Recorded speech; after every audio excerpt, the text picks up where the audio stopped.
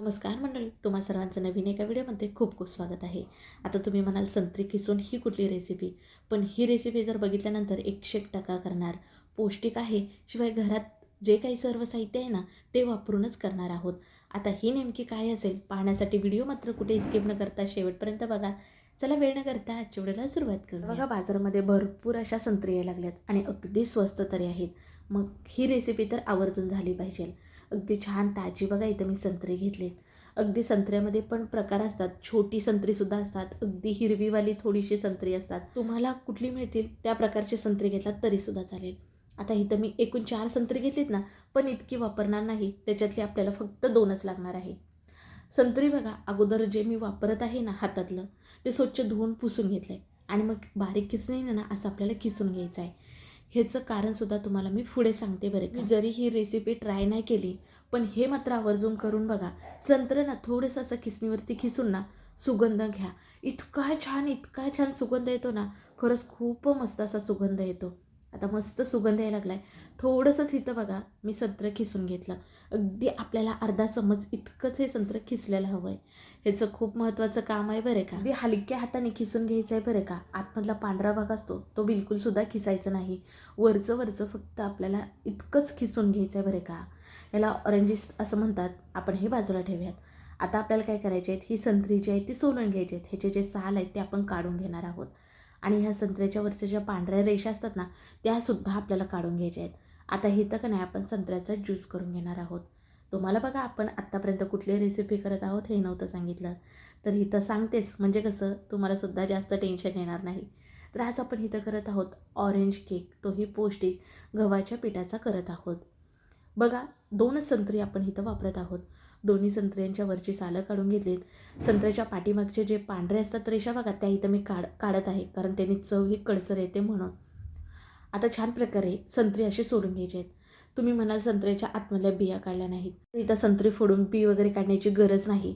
तुम्हाला एक मी पद्धत सांगते ज्याच्यामुळे ना तुमच्या बिया सहजपणे निघतात. बघा ही 2 संत्री आपण बाजूला ठेवूया. आपल्याला इथं ह्या फोडीमधल्या बिया वगैरे काढण्याची गरज नाही. आता आपल्याला काय करायचं आहे, ह्या डायरेक्ट संत्र्याच्या फोडी मोठ्या मिक्सरच्या जारमध्ये काढून घेणार आहोत. याच्यामध्ये पाणी वगैरे बिलकुलसुद्धा वापरायचं नाही, कारण संत्र्यामध्ये स्वतःचं असं पाणी असतं त्यामुळे.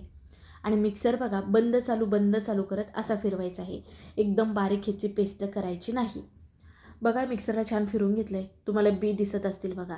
तुम्ही बंद चालू करत ज्यावेळेस मिक्सरला फिरवता ना तेव्हा बी बिलकुलसुद्धा बारीक होत नाहीत. त्या अशाच अख्ख्या राहतात. आता आपण ना जरा भाजून ठेवूया तो संत्र्याचा ज्यूस. इथं बघा एक भांडं घेतलं आहे, एक चाळण घेतले आणि 1 कप इथलं गव्हाचं पीठ घेतलेलं आहे. नेहमी मेजर कपमधला कप घेतलेला आहे आणि सपाट घ्यायचा. कुठलंही मेजर करत असताना जास्तीचं ओव्हर भरून घ्यायचं नाही. अर्धा चमच इतका बेकिंग पावडर, पाव चमच बेकिंग सोडा आणि थोडंसंच मीठ घातलं आहे. चव छान येते. आता सर्व हे छान प्रकारे मिसळून घेऊयात. बेकिंग सोडा किंवा बेकिंग पावडर जर नसेल तर 1 इनोचं पॅकेट वापरलात तरीसुद्धा चालेल. गव्हाच्या पिठाच्या ऐवजी मैद्याच्या पिठाचा वापर केला तरीसुद्धा चालेल. अगदी 2 चमचे इथं दूध पावडर वापरलात तरीसुद्धा चालेल. आता हे सर्व छान मिसळून झालं ना आपण बाजूला ठेवूयात बरं का. हे कोरडे जिन्नस. आता आणखीन एक भांडं घेतलं आहे आणि गाळण घेणार आहोत आपण. आणि जो संत्र्याचा ज्यूस काढला ना तो गाळणीने गाळून घ्यायचा आहे. हे बघा जो आपल्याला पाहिजे संत्र्याचा ज्यूस तो खाली गाळणीने गाळला जातो. वर हा संत्र्याचा चोथा आणि बिया बघा वेगळ्या होतात. त्याच्यामुळे ना वेगळ्या बिया तुम्हाला काढत बसावे लागत नाही. फक्त मिक्सर चालू बंद करत तुम्हाला हे करून घ्यायचं आहे. बघा इथं चोथा आणि बी सगळं वेगळं झालेलं आहे. प्रकारे दाबून ना अशा प्रकारे काढायचा आहे. हा चोथा तुम्ही एखाद्या झाडाला वगैरे घालू शकता. छान त्याचा उपयोग होतो. बघा संत्र्याचा जो रस आपण काढलेला आहे ना तो पाऊण कप इतका झाला आहे बघा बरोबर. आपल्याला इतकाच लागणार आहे. हा जरा आपण बाजूला ठेवूयात. आता त्याच भांड्यामध्ये इथं घेतलेलं आहे मी पाव कप इतकं वितळून बटर घेतलं. बटरच्या ऐवजी तुम्ही तूप घेऊ शकता. अगदी तुम्ही रोज खाण्यातलं तेल घेतलं तरी चालेल, पण जास्तीचं उग्र जास्तीचं स्ट्रॉंग वासाचं जे तेल असतं ना ते तुम्हाला बिलकुलसुद्धा घ्यायचं नाही. आपण बघा 1 कप गव्हाचे पीठ घेतलं होतं का नाही त्याच्यासाठी नाही तर मी पाऊण कप इतकी पिठी साखर करून घेतलेली आहे. मोठी साखर मिक्सरला बारीक वाटून घेतले आणि चाळणीने चाळून घेतले. इथं झाली आपली ही पिठी साखर तयार. छान प्रकारे इथं घालून ना ते फेटून घेतले. आता आपल्याला घालायचं आहे संत्र्याचा रस आणि तो सुद्धा छान मिसळून घेणार आहोत. ह्या तिन्हीचा आपल्याला ना एकजीव करून घ्यायचा आहे बरं का. त्याचं प्रमाण तुम्ही तुमच्या आवडीनुसार कमी अधिक करू शकता. साखरेच्या ऐवजी गुळाचा सुद्धा वापर करू शकता. आता ह्याच्यात आपल्याला घालायचं आहे ते म्हणजे बघा आपण संत्र खिसलं होतं इथं आपण घालणार आहोत अर्धा चमच इतकं. आता तुम्हाला सांगितलं होतं ह्याचं महत्त्व पुढे सांगते. हे घातल्यामुळे ना आपल्याला कुठल्याही प्रकारचा इसेन्स घालावा लागत नाही. त्याचा स्वतःचा असा सुगंध फ्लेवरसुद्धा छान असा येतो. म्हणून ह्याचं काम खूप महत्त्वाचं आहे, हे तर तुम्हाला कळलंच. आता जरी इथं संत्र्याचा केक करत असलात आणि संत्र्याचा आपण रस काढला तर तो काय ऑरेंज होत नाही.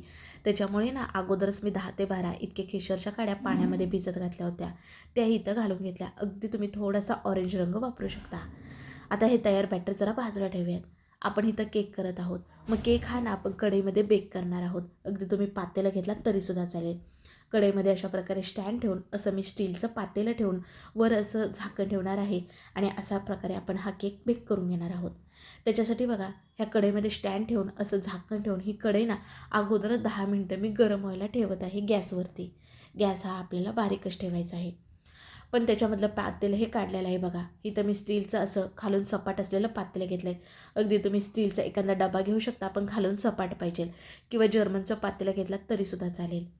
त्याच्यामध्ये इथं बटर पेपर घातलेला आहे आणि सगळीकडनं तूप लावून घेत आहे. बटर पेपर नसेल तर एखादं वहीचं कोरं पान घेऊ शकता. त्याला दोन्ही बाजूने तेल तूप लावून घेऊ शकता आणि इथं ना ज्या मापाचा तुम्ही डबा किंवा केक टिन घेत आहात त्या मापाचा कापून घ्यायचा आहे तुम्हाला. आता ही पूर्वतयारी अगोदरच करून ठेवायची आहे बरं बघा.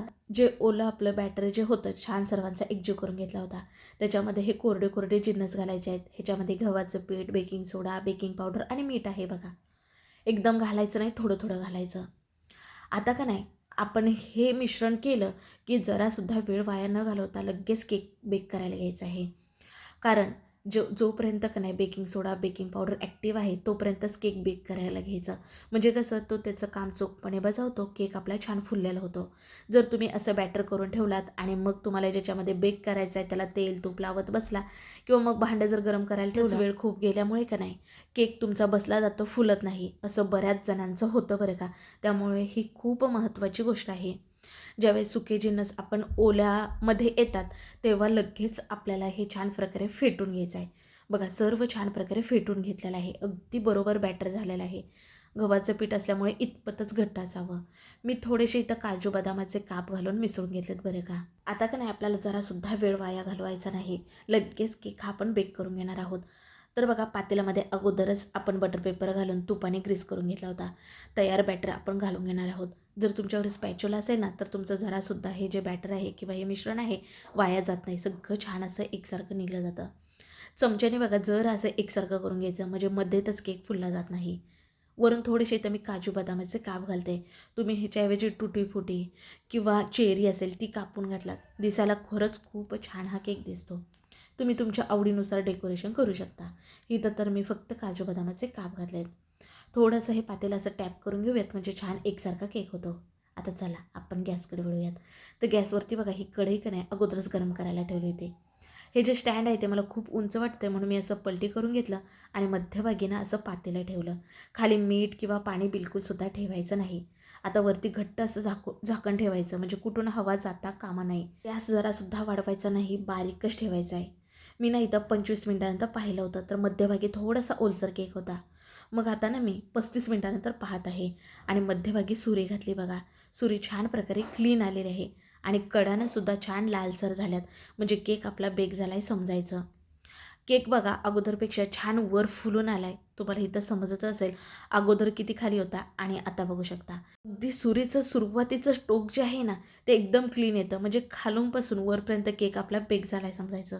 आता गॅस बंद करून ना हे पातेलं खाली काढून घ्यायचं. आता ह्याच्यावरती आपण एक कॉटनचा रुमाल झाकणार आहोत एक 10 मिनिटासाठी म्हणजे हे थंड होण्यासाठी. रुमाल काय झाकायचं तर केकचं वरचं जे आवरण आहे ना ते कडक होत नाही, छान सॉफ्ट असा आपला केक राहतो. फ्रीजमध्ये थंड होण्यासाठी ठेवायचं नाही. फ्रीजच्या बाहेर तुम्ही फॅनखाली ठेवलात तरीसुद्धा चालेल.